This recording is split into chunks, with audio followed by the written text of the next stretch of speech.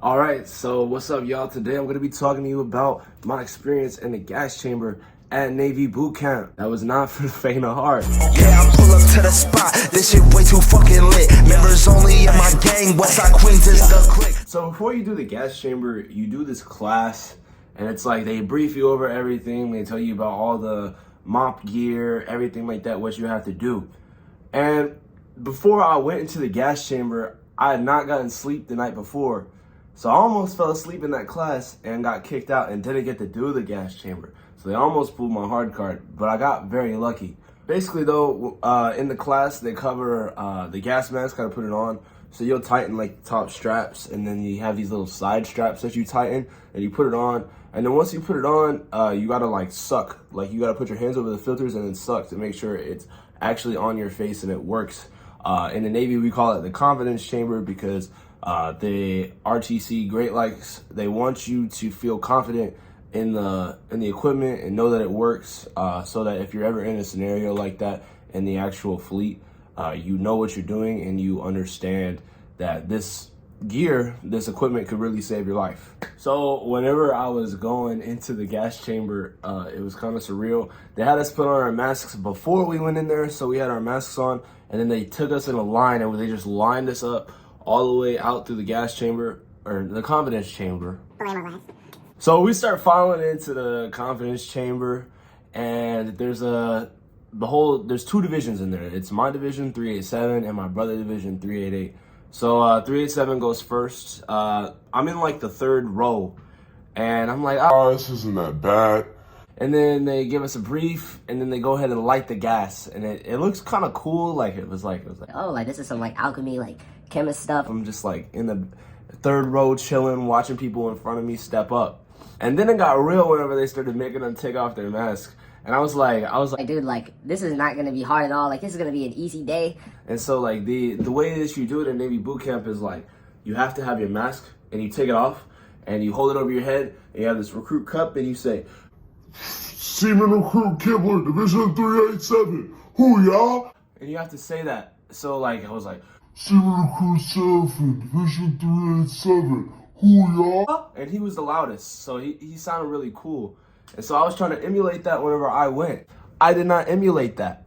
So whenever I stepped up to do the gas, they had lit a new thing of gas. So it was like the first time it was like they let the 2 rows go and it wasn't a big deal. And then for my row, they lit a new thing of gas. So it was fresh gas that I was breathing in. So whenever I got up there, I had my mask and I go, and I was like, oh, this isn't that bad. I could breathe fine, like I could see fine. And then my face exploded in pain. My eyes got so teary and like so watery. And in my mouth, my throat and my mouth and everything was just like on fire. So when I tried to sign up, I was like,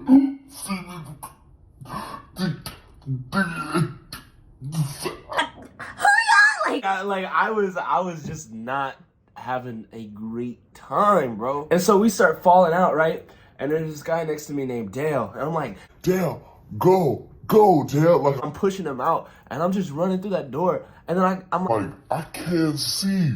Because I forgot to blink like they told me to. So I'm running. I can't see. Like running outside, you can't touch your eyes. So like I just have these tears and they're full of tear gas. And it's just like built up on my eyes. And I'm like, oh my gosh. And you're not allowed to use your clothes to wipe your eyes, anything like that. So I was just struggling the whole time. And then we go outside and I'm sitting there crying for like 5 minutes because that stuff sucked. And then I had people next to me being like, like that was nothing. Like it didn't even bother me.